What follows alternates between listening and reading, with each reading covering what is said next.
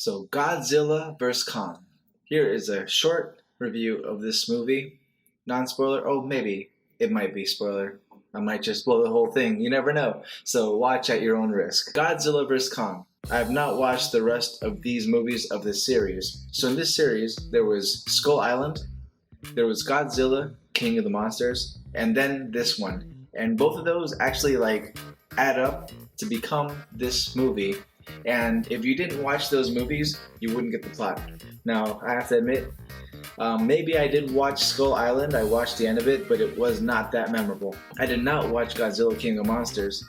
And I cheated. I looked at the ending and I read a little bit of the review so I could understand this movie before I watched it, because I have not been up on the movies. It just takes a different direction. It begins with a whole nice and easy scene.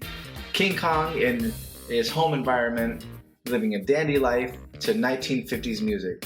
In the beginning, King Kong is in his nice little place, but somehow he is trapped in this freaking Pleasantville type thing like Jim Carrey was. And obviously he's not at home, he's trying to get out, trying to live a real life. He wants to be home. He's not where he's supposed to be.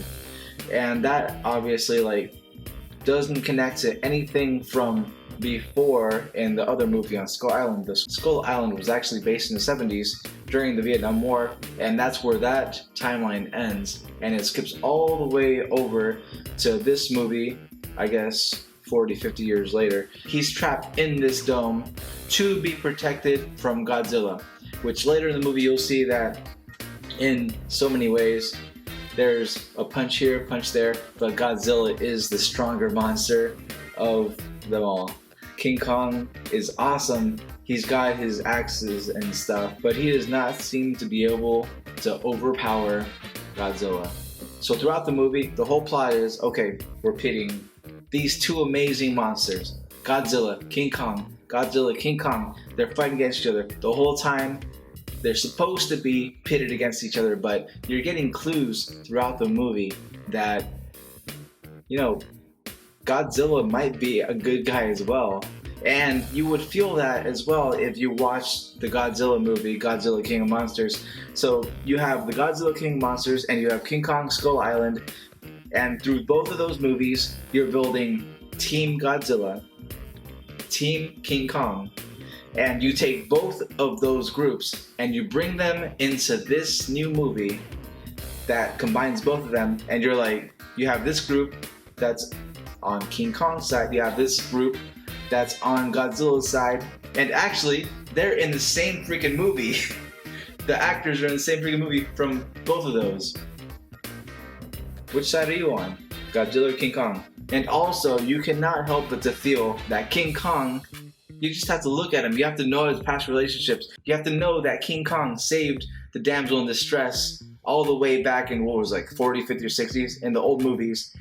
So you know that he's on the side of the good humans. And like I mentioned, throughout the movie you're getting these clues that neither King Kong or Godzilla are the bad guys. Who are the bad guys? Just guess.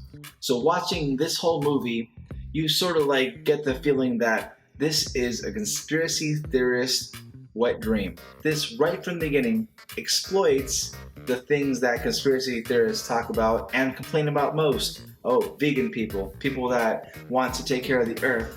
And it actually makes fun of that in a way, but the guy who is actually exploiting that is one of the heroes of the movie. So let's get to the end. At the end, like I said before, and I'm sorry, this is a totally spoiler review.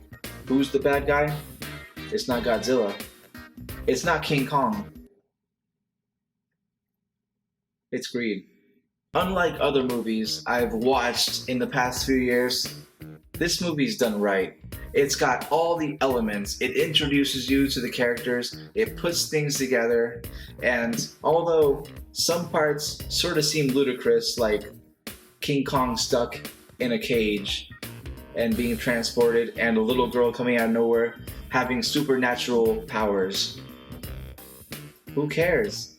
It's a good movie.